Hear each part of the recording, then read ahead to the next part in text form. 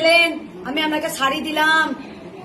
এবার কি আমরা জানবেন না?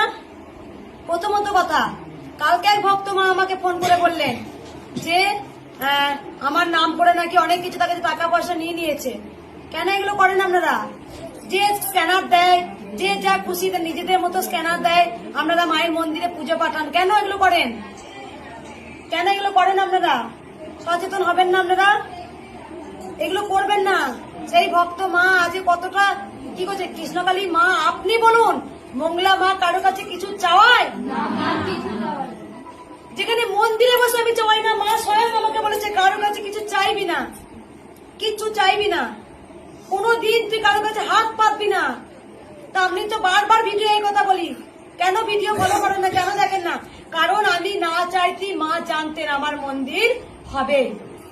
যখন এই মায়ের মন্দিরটা শুরু করেছি, মায়েরই সন্তান কেউ না কেউ ইট দিয়েছে, কেউ না কেউ 2 গাড়ি সিমেন্ট দিয়েছেন, কেউ 5 গাড়ি বালি দিয়েছেন, কেউ 5